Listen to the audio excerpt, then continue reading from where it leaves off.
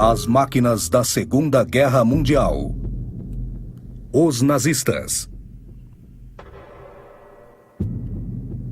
Episódio 4. Águia de Guerra. Primeiro ato.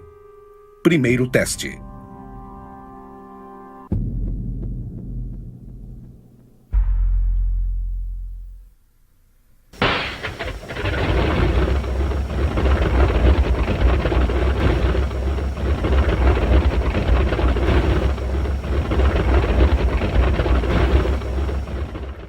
No dia 1º de setembro de 1939, às 4h26 da manhã, 3 Ju-87B decolaram para o primeiro bombardeio da Segunda Guerra Mundial.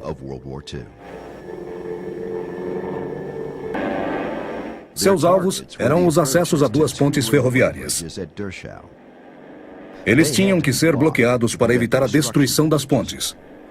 Foi um sucesso parcial, porque os poloneses conseguiram explodir uma das pontes.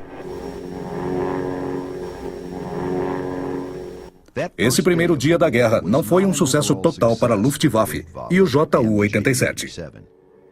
A maior parte da força da Luftwaffe foi enviada para muito atrás das linhas para destruir a força polonesa no solo, porém sem resultados definitivos.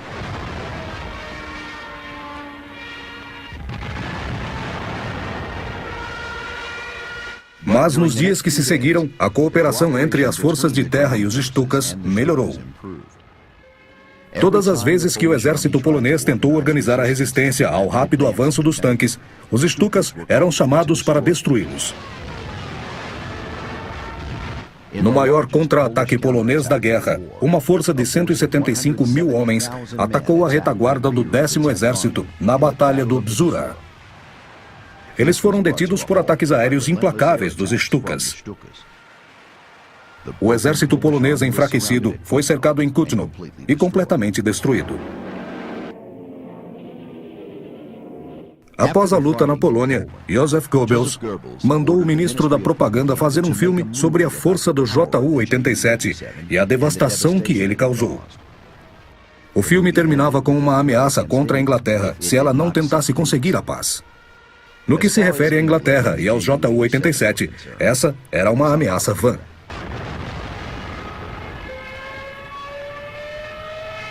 Havia poucos motivos para que os caças Stuka e Messerschmitt Bf-109 intervissem nas batalhas terrestres dos combates nos países escandinavos durante a primavera de 1940.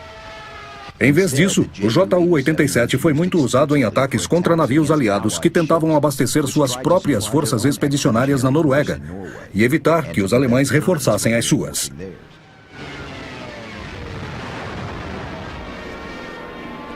Os ataques dos Stukas se concentravam principalmente nas tentativas aliadas de recapturar Narvik e Trondheim, através de desembarques em Harstad, Namson e Andalsnes.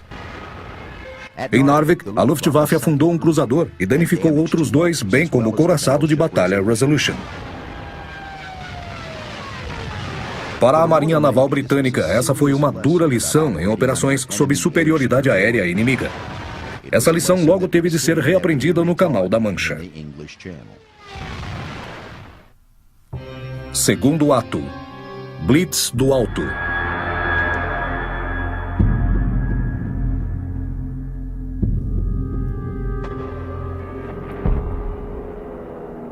A Polônia e os países escandinavos não foram grandes adversários para a Alemanha. Em maio de 1940, durante a invasão dos Países Baixos e da França, que a Luftwaffe realmente provou sua eficácia. Nos dias iniciais da Batalha da França, os Stukas se tornaram lendários. Lá não foi somente sua precisão como caça de mergulho, mas também o medo que ele espalhava tanto entre os combatentes quanto entre os civis que foram decisivos. Claro que não ajudava o fato de o exército francês ter 2 comandantes e 3 quartéis-generais, nenhum dos quais realmente sabia o que se passava no fronte. Nem ajudava o fato de os grandes generais franceses terem sido complacentes demais para treinar seus soldados adequadamente. Os franceses esperavam que depois de qualquer ação dos alemães, teriam dias ou semanas para reagir, enquanto reforços e a artilharia seriam deslocados com dificuldade para a frente de batalha. Seu exército antiquado, baseado nos princípios táticos da Primeira Guerra Mundial, foi completamente incapaz de se defender desse tipo de ataque. A ruptura fatal das linhas francesas veio em 13 de maio, perto de Sedan, após um ataque concentrado dos Ju-87 que devastou as defesas francesas. Grupo de Stukas atacavam vilas na linha de frente sistematicamente, além de encruzilhadas e posições de artilharia. Até os alemães, avançando sob a proteção desses ataques, ficavam com medo.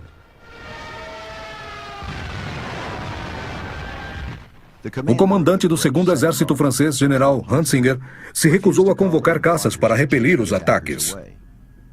Ele temia o desgaste que essa operação causaria. A opinião predominante era de que a Força Aérea era uma arma vulnerável, que logo seria perdida se fosse usada. Diz que o General Maurice Gamelin, comandante supremo do Exército Francês, previu que ela se consumaria rapidamente.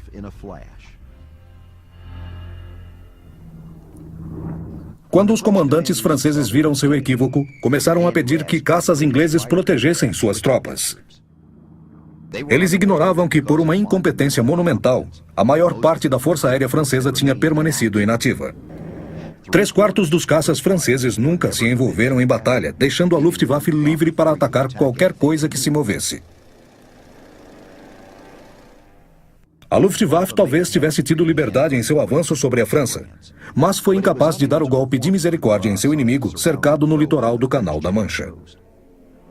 O ataque da Luftwaffe em Dunkerque mostrou as limitações tanto da Luftwaffe quanto do Ju-87.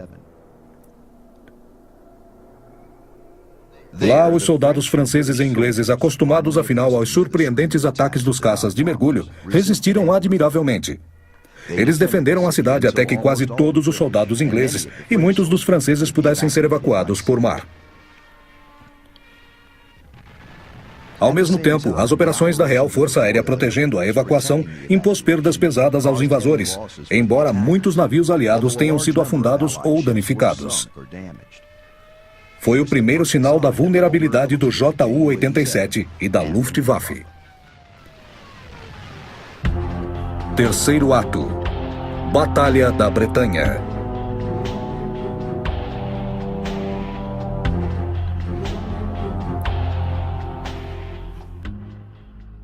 Quando a França caiu, Hitler esperava que Churchill visse a inutilidade de continuar a guerra.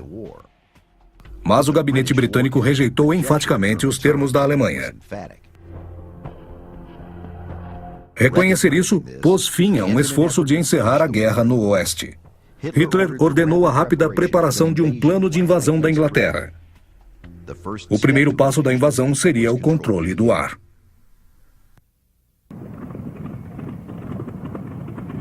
Em 10 de julho, a batalha começou com o Kanalkampf, ou Guerra do Canal. A Guerra do Canal abrangia uma série de batalhas por sobre comboios de navios mercantes cruzando o Canal da Mancha. Esses combates ao longo do litoral tendiam a favorecer os alemães, e seus bombardeiros superavam enormemente em número as patrulhas dos comboios. O número de navios que afundava se tornou tão grande que o almirantado britânico cancelou todos os outros comboios que cruzariam o canal. No entanto, esses combates iniciais deram experiência aos dois lados. No final desse período, a RAF estava vencendo, ao menos em termos numéricos. A Luftwaffe tinha perdido 248 aviões e bombardeiros e a RAF 148.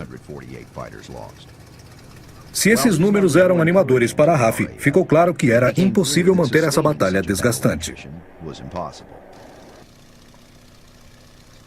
Não tanto devido à perda de caças. A produção inglesa de caças estava fazendo um trabalho relativamente bom e mantendo o número de aviões produzidos.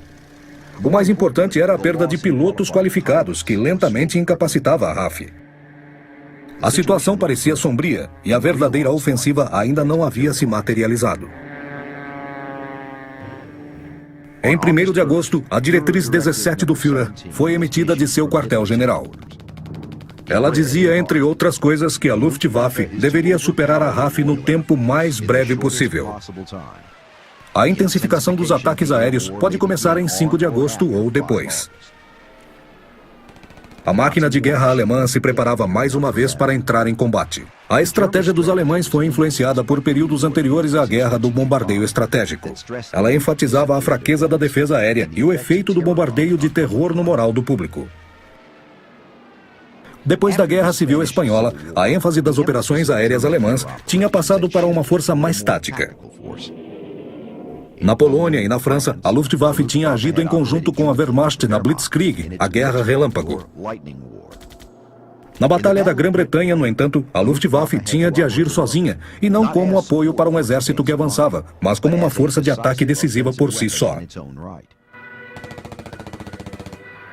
A Luftwaffe estava enfrentando um adversário diferente de todos os que tinha enfrentado antes. Uma força aérea considerável, altamente coordenada e bem abastecida, que tinha naves que eram páreo para os Bf-109 e Bf-110 alemães. A maior parte dos combates da RAF se basearia no veterano Hurricane Mk1. Mas o que mais chocou os pilotos alemães foi o novo Spitfire Mk1, que logo foi reconhecido como um ágil caça de primeira. As primeiras estimativas da Luftwaffe consideravam que em 4 dias derrotaria o comando de aviões da RAF no sul da Inglaterra. Depois levaria 4 semanas para os bombardeiros e aviões de longo alcance varrerem o resto do país e aniquilarem a indústria aérea do Reino Unido. O plano desenvolvido pelo comando da Luftwaffe exigia um ataque concentrado das instalações de radares britânicos. A isso se seguiria a missão Adler Tag, ou Dia da Águia, no dia seguinte, contra as bases de comando de caças da RAF. O dia 10 de agosto foi escolhido como o Dia da Águia. Quarto ato. Dia da Águia.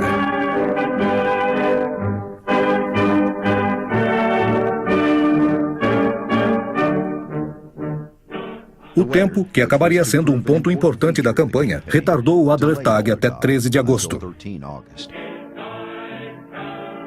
Mas no dia 12 foi feita a primeira tentativa de cegar o sistema Daldin de defesa aérea, quando aviões da unidade de bombardeiros especialistas Airbombungsgruppe 210 atacou 4 estações de radar.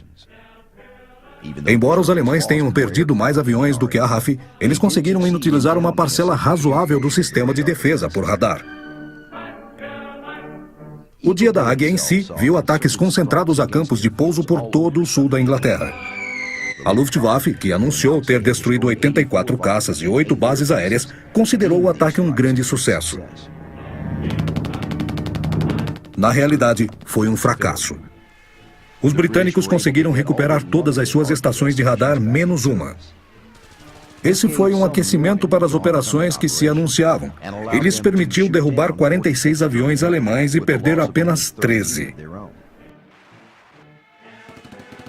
Na semana seguinte ao Adler Tag, os ataques a campos de pouso foram mais para o interior.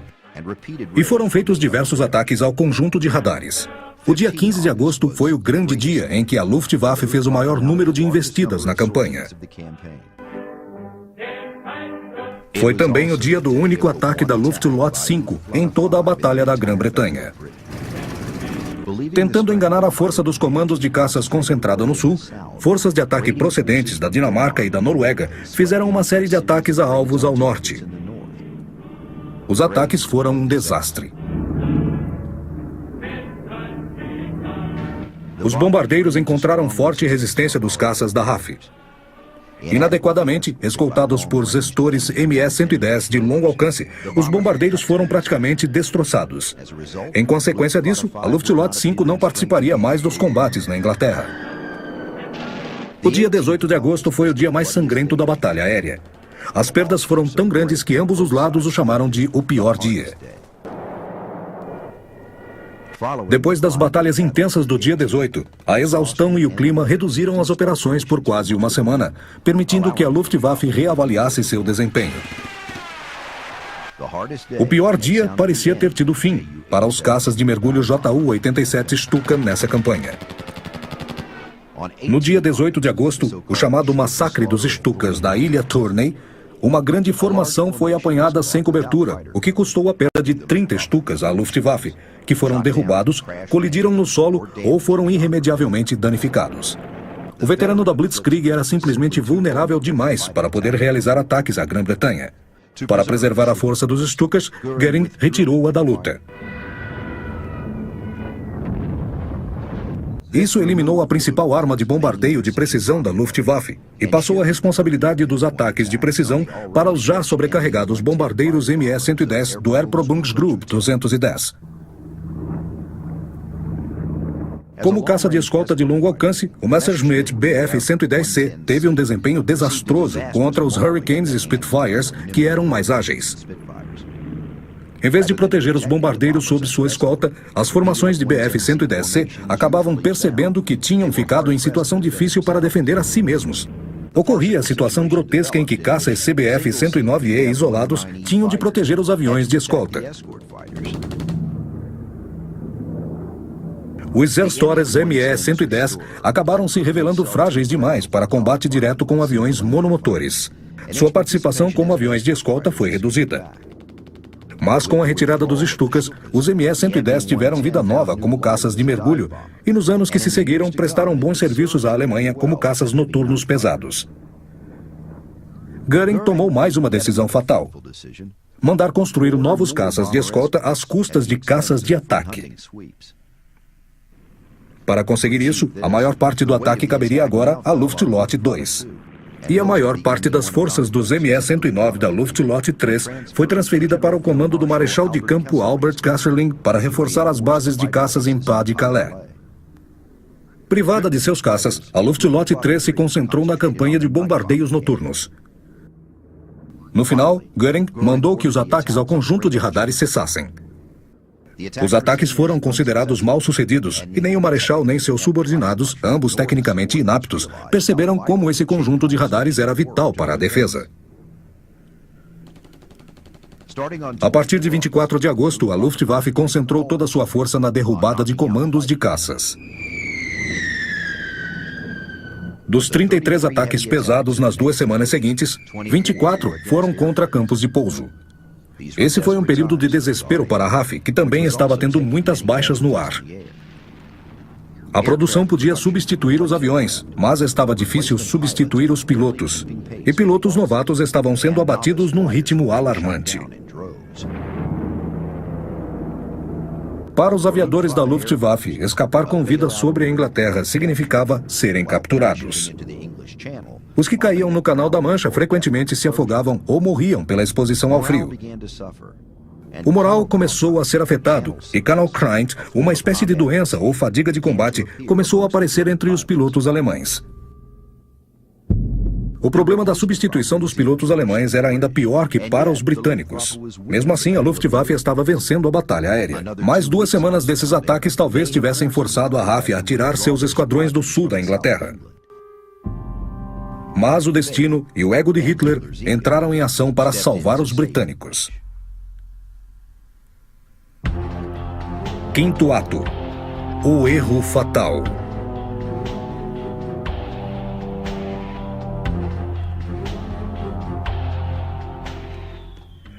Logo no raiar da madrugada de 25 de agosto, um único HE-111 mudou seu curso e acidentalmente bombardeou o centro de Londres. Isso ia contra as ordens de Hitler. Mal sabia esse piloto que sua ação modificaria o rumo da batalha e talvez até da própria guerra. Ultrajado com um ataque desses a um alvo totalmente civil, Churchill deu ordens de um ataque de retaliação a Berlim naquela noite. O próprio Göring acreditava que um ataque desses jamais ocorreria. Uma vez ele disse por piada que podiam chamá-lo de Meyer, se isso acontecesse algum dia.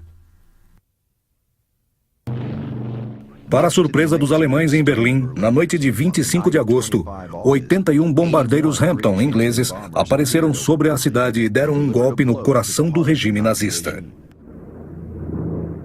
Foi ineficiente como ataque militar, mas as pessoas realmente ficaram chamando Göring de Meyer, um profundo insulto ao líder antissemita. Göring prometeu que isso nunca mais aconteceria novamente, mas diversos outros ataques voltaram a acontecer. Essas missões provavelmente atingiram os nazistas no ponto mais vulnerável: o ego de Hitler. Ele não podia permitir que uma intrusão dessas na pátria ficasse sem resposta.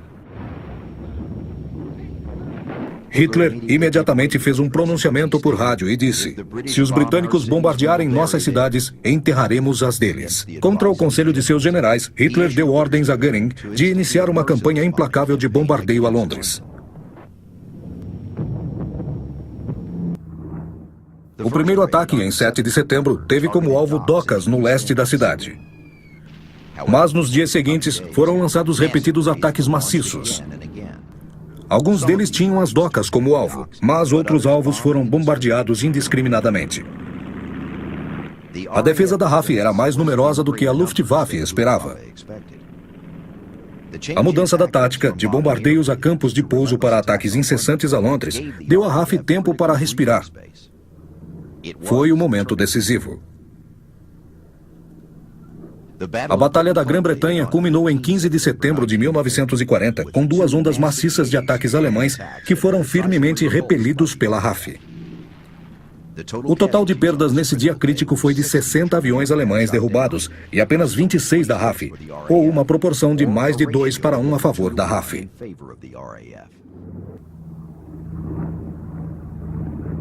A derrota alemã fez Hitler ordenar que a invasão da Grã-Bretanha, chamada de Operação Leão Marinho, fosse adiada indefinidamente.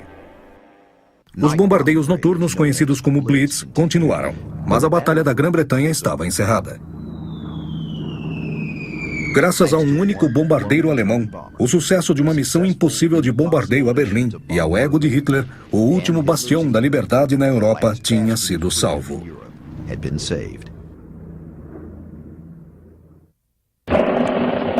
Sexto ato: o levante da Estrela Vermelha.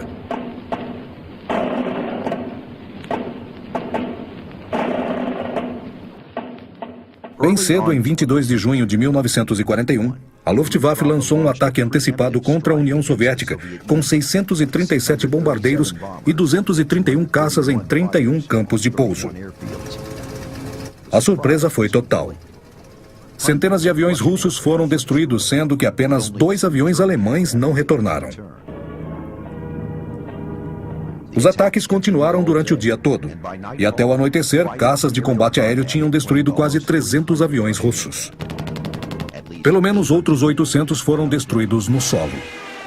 Até 29 de junho, depois de uma semana de luta, o Alto Comando Alemão das Forças Armadas, o OKW, relatou a destruição de pelo menos 4.017 aviões soviéticos, com a perda de apenas 150 dos seus.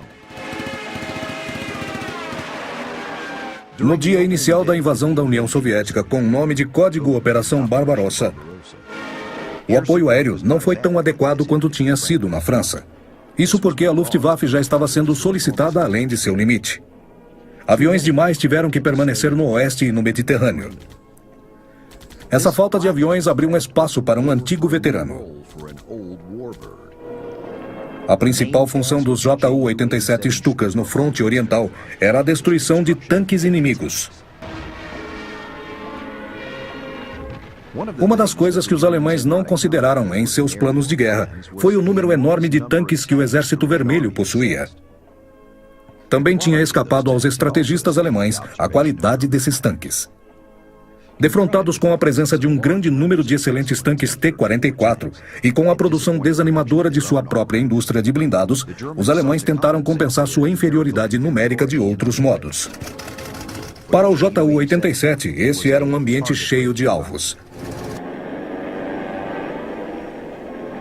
Os Ju-87 tinham de decolar de campos de pouso muito primitivos, que ficavam no final de longas linhas de suprimento e num clima inóspito.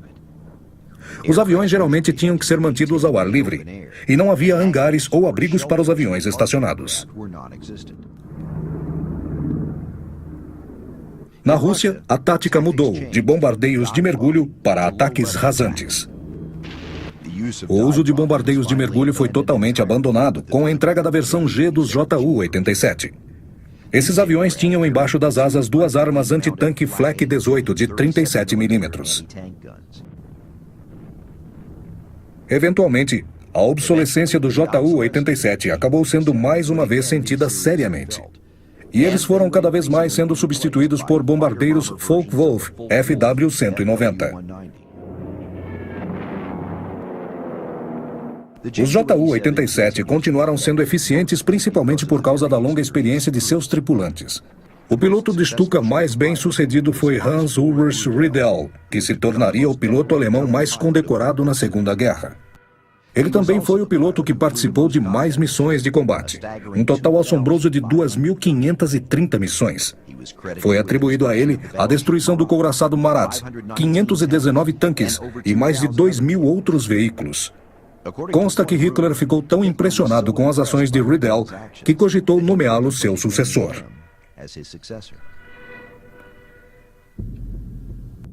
No verão de 1941, enquanto os panzers alemães penetravam fundo na Rússia, projetistas do Messerschmitt produziram mais uma variante do envelhecido Bf-109. Com a denominação de Bf-109G, ele era conhecido afetuosamente como Gustav pelas tropas. O modelo G6 se tornou a versão mais produzida do Bf-109. Ele carregava armamento pesado, 2 metralhadoras MG-31 de 13 mm localizadas acima do motor, um canhão MK-108 de 30 mm que atirava pelo centro da hélice e um MG-151-20 de 20 mm em cada asa. O G6 era frequentemente equipado com acessórios. Eles eram usados para carregar bombas ou um tanque. Também eram usados como caças noturnos. Para aumentar sua força de combate, podiam ser acrescentados foguetes ou mais armas. Foi a bordo de um Bf-109G-14 que o Major Erich Hartmann, da Luftwaffe, atingiu seu total insuperável de 352 vitórias aéreas confirmadas. Entretanto, essas vitórias se deram no fronte oriental, onde os caças alemães superavam com facilidade os primeiros caças soviéticos. O Bf-109 não era o único caça monomotor alemão. Quando o Focke-Wulf 190A entrou em combate no verão de 1941, ele superou imediatamente o Spitfire V, que ficou parecendo lento e antiquado. Desse momento em diante, apesar dos problemas graves com o motor BMW A01, o 190 ficou equiparado ou à frente dos caças aliados em todas as suas versões. O FW-190A padrão foi logo modificado para desempenhar diversos papéis, especialmente o de bombardeiro nas versões FNG. Carregando uma quantidade razoável de bombas ou, em alguns casos, foguetes, os novos FW-190 foram logo postos em combate contra os russos. O FW-190 foi essencialmente um sucessor do caça Messerschmitt Bf-109, embora a avaliação oficial fosse de que ele nunca seria capaz de se igualar à destreza operacional do Bf-109. Como se viu, foi um grande engano. O pássaro carniceiro foi o caça alemão a pistão mais potente da Segunda Guerra Mundial.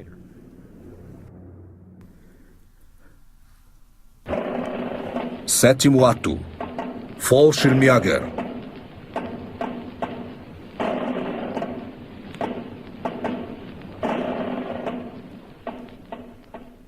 Durante a Segunda Guerra, a Luftwaffe criou uma série de unidades de Fallschirmjägers, paraquedistas e panzers blindados. Diferentemente da Grã-Bretanha e dos Estados Unidos, essas forças de terra eram parte da Força Aérea em vez do Exército. Começando com alguns batalhões de Fallschirmjägers no começo da guerra, a Luftwaffe construiu uma divisão com 3 regimentos de Fallschirmjägers, além de armas de apoio e equipamentos conhecidos como a 7ª Divisão Aérea. Mais adiante, os grupamentos de Fallschirmjägers da 7ª Divisão Aérea foram reorganizados e usados como núcleo de uma nova série de divisões de elite de infantaria da Luftwaffe. Eles foram numerados em série a partir da 1ª Divisão de Fallschirmjägers. Essas formações foram organizadas e equipadas como divisões motorizadas de infantaria e com frequência desempenhavam o papel de bombardeiros no fronte ocidental. As origens do Exército de Paraquedistas da Alemanha remontavam a 23 de fevereiro de 1933. Esse foi o dia em que Hermann Göring assinou o decreto que fundou o destacamento de polícia Vec. Ele foi formado quase exclusivamente para combater e suprimir células comunistas na área de Berlim. No planejamento de seus muitos ataques, era usado reconhecimento aéreo e uma pequena unidade de paraquedistas pulava no alvo. O destacamento VEC se tornou parte da Força Aérea Alemã em outubro de 1935, passando a se chamar Regimento General Göring. Os paraquedistas alemães tiveram uma primeira ação limitada na Polônia e na Noruega. Foi em Abenamel que os Fallschirmjägers tiveram seu teste de verdade. Nos momentos iniciais da Batalha da França, foram traçados objetivos estratégicos para permitir que o 6º Exército Alemão passasse sem impedimentos ao avançar rumo à Bélgica. Esses objetivos eram 3 pontes sobre o Canal Albert, em Wetzveld, Vroonhoven e Cannes, e a fortaleza de Abenamel. Abenamel era tida como praticamente inexpurgável devido sua localização. Ela tinha um arsenal formidável de 16 peças de artilharia de 75 mm e uma de 120 mm em 4 casamatas e 3 torres giratórias. Concluiu-se que um ataque de paraquedas estava fora de questão, em vista do espaço limitado em Abenamel, além da chance de alguns homens caírem fora da zona de pouso. Em vez disso, os alemães usaram planadores leves de ataque. Os paraquedistas encontraram resistência feroz dos defensores belgas, que recorreram inclusive a disparar projéteis na marcação mínima. Em dado momento, foram chamados Stukas para bombardear os objetivos renitentes.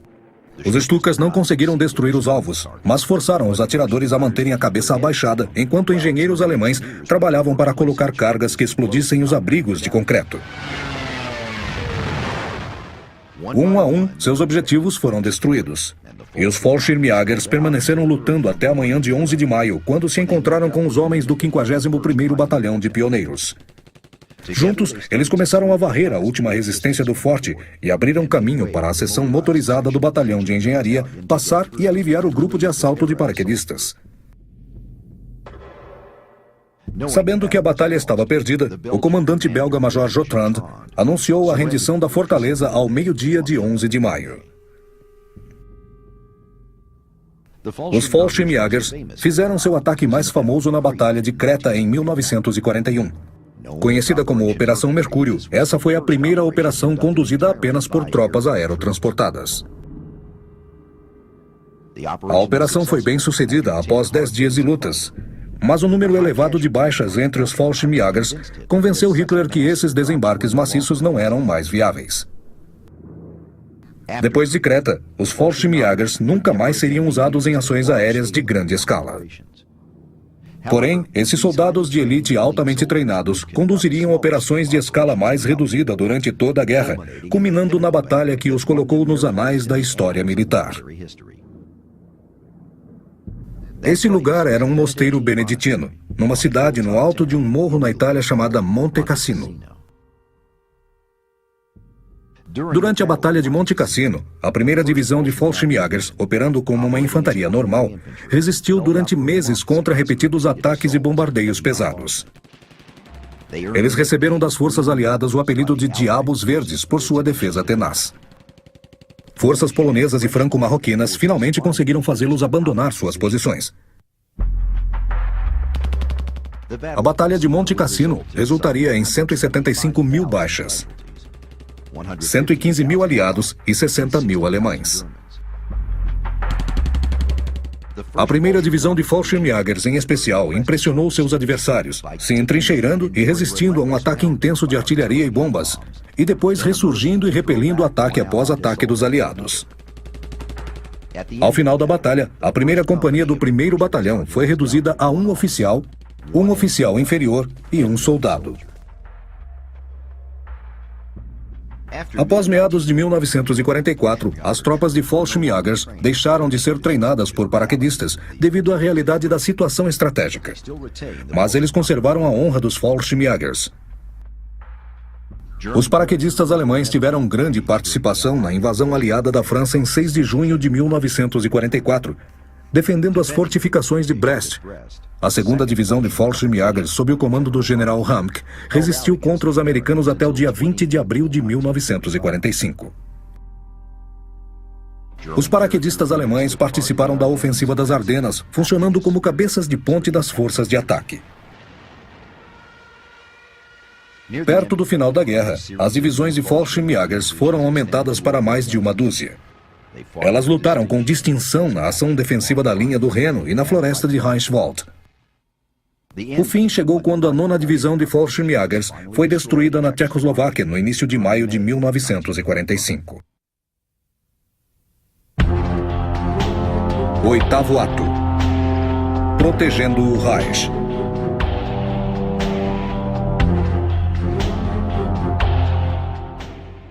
À medida em que os bombardeios da RAF e das Forças Armadas dos Estados Unidos se tornavam cada vez mais pesados na Europa, algumas unidades de caças alemães, como os novos FW-190, empregaram novas táticas.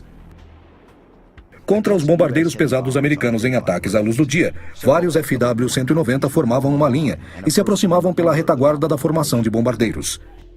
A curta distância, os caças se espalhavam, deixando muito pouca chance para os atiradores dos bombardeiros atirarem sistematicamente em todos os inimigos. Exigências da guerra aérea na Alemanha levaram a um novo papel para o caça mais desapontador da Luftwaffe. O fracasso total do Bf-110C no papel para o qual ele fora concebido acabou levando sua retirada do litoral do Canal da Mancha, mas não resultou numa redução em sua produção. Eles estavam sendo muito usados no fronte russo e no Oriente Médio.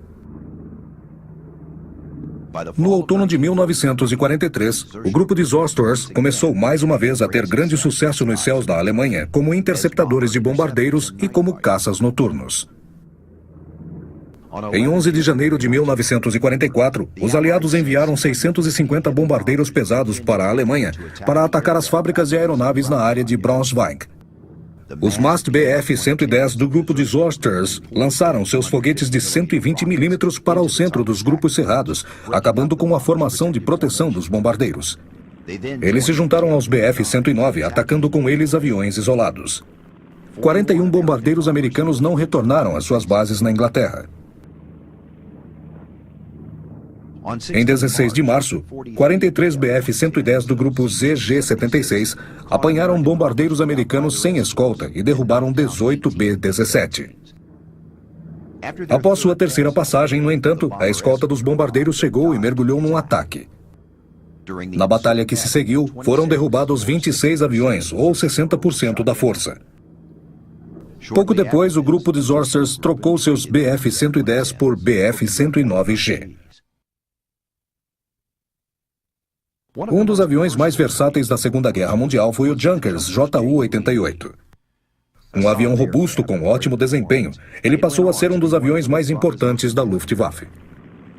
Ele realizou todo tipo de missão que possa se imaginar, até mesmo como bomba voadora gigante em todos os teatros, com muitas nações. No outono de 1942, o Ju-88C6 se tornou a primeira versão de caça Ju-88 a ser equipado com interceptadores de radar a bordo. E em meados de 1943, o Ju-88C6 estava sendo mais usado no papel de caça noturno. Em 1943, a Luftwaffe desenvolveu uma tática noturna para ser usada pelas unidades de Ju-88 e Bf-110, conhecida como Zamsau ou Porca Mansa. Assim que um caça se infiltrava numa formação de bombardeiros britânicos, ele fazia uma perseguição de longa distância, num esforço de localizar e destruir o máximo possível de bombardeiros. A tática foi tão bem sucedida que a RAF começou a sofrer perdas consideráveis. A pior foi na noite de 30 para 31 de março de 1944, quando a RAF perdeu 97 de 725 bombardeiros que foram enviados contra Nuremberg, na Alemanha. Uma das modificações mais eficientes feitas nos caças noturnos da Luftwaffe foi a Charge Musik, jazz ou música inclinada, uma instalação de 1 ou 2 canhões que atiravam para cima, montados na espinha da fuselagem. Aparecendo pela primeira vez no final de 1943, a Charge Musik era instalada num ângulo entre 70 e 80 graus para frente. Isso permitiu aos caças noturnos alemães atacarem os bombardeiros britânicos em seu ponto cego, que era abaixo e para trás. Parecia que literalmente qualquer coisa era possível com o Ju-88, menos a vitória no final. Mais de 100 mil aviões da Luftwaffe foram perdidos entre 1939 e 45. 320 mil pilotos e tripulantes foram mortos e 230 mil se feriram gravemente. Em abril de 1944, a maré já tinha virado predominantemente contra o eixo. As Forças Armadas do Exército dos Estados Unidos complicaram a defesa aérea da Alemanha com grupos de caças Mustang P-51 de longo alcance. Seu objetivo era escoltar bombardeiros aliados em ataques diurnos ao Reich. Não apenas a superioridade aérea fora perdida em todos os teatros até 1945, mas também muitas aeronaves que tinham ficado em esquadrões de linha de frente tinham sido superados pelos aviões aliados.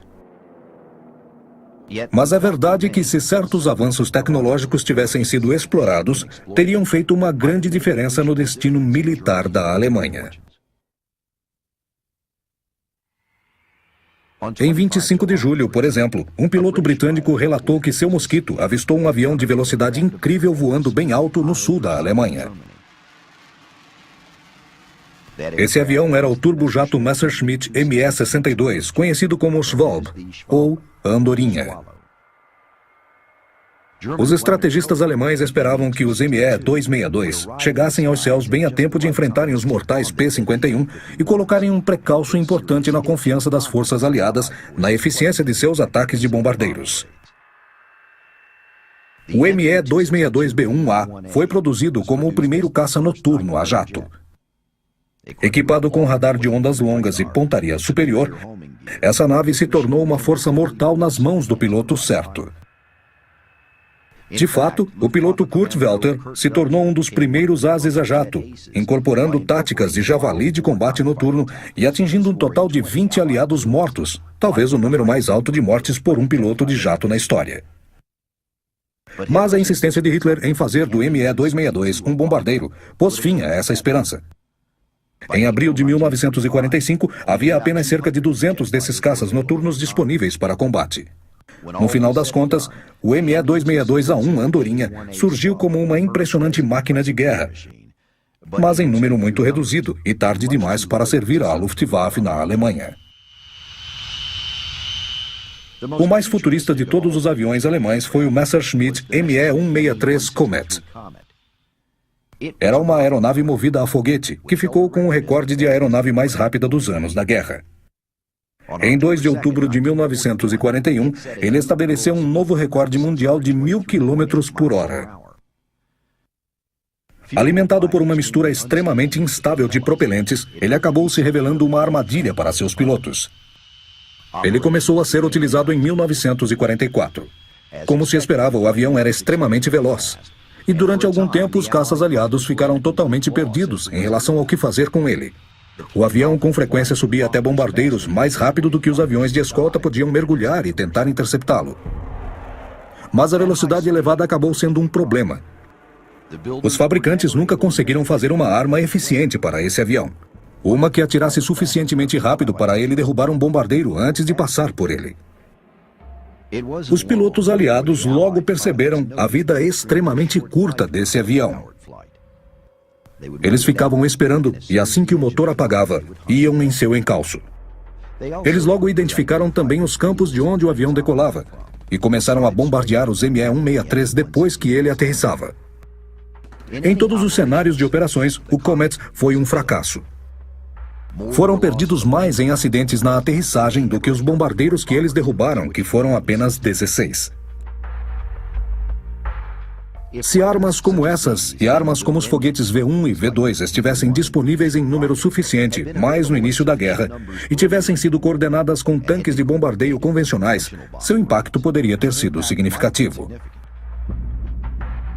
Entretanto, seu desenvolvimento foi tardio. No final de 1944, a Luftwaffe já era uma força depauperada.